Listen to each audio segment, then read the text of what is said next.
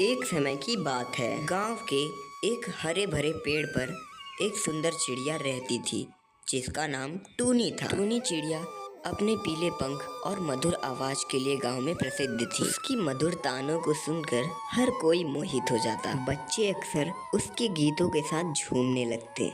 गांव वाले टूनी को बहुत प्यार करते थे। बच्चे उसके साथ खेलने के लिए पेड़ के नीचे जमा होते और बूढ़े उसकी तानों को सुनकर अपने बचपन की यादों में खो जाते। टूनी ने अपने मधुर गीत से गांव में खुशियां बिखेरी और सबके दिलों में एक विशेष स्थान बना लिया। एक दिन गांव में एक बुरी खबर आई। पास के जंगल में एक शिकारी आया था जो सुंदर पक्षियों और जानवरों को पकड़कर बेच देता था। गांव वाले चिंतित हो गए कि वो शिकारी कहीं टूनी को न पकड़ ले जाए। उन्होंने एक सभा बुलाई और फैसला किया कि टूनी को किसी सुरक्षित जगह पर ले जाएं। गांव के सबसे बुद्धिमान बुजुर्ग काका जी ने कहा, हम टूनी को सुरक्षित रखने के लिए इस गांव से दूर एक घने जंगल में ले जा सकते हैं। वहाँ वो सुरक्षित रहेगी और शिकारी उसे नहीं ढूंढ पाएंगे। सबने इस बात पर सहमति जताई और अगले दिन सुबह सुबह वह टूनी को उस घने जंगल में ले गए जहाँ एक बड़ा और सुरक्षित पेड़ था। वहाँ उन्होंने टूनी के लिए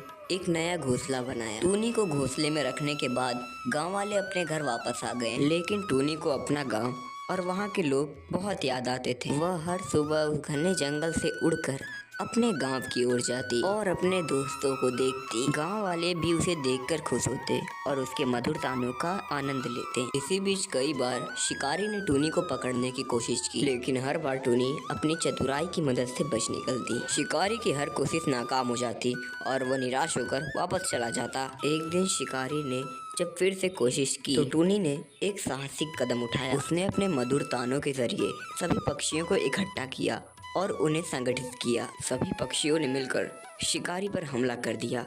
इस अचानक हमले से शिकारी घबरा गया और वहां से भाग गया। उस दिन के बाद शिकारी ने उस गांव की ओर कभी नहीं देखा। टूनी चिड़िया गांव वापस आई और उसने गांव वालों के दिलों में फिर से खुशियां भर दी।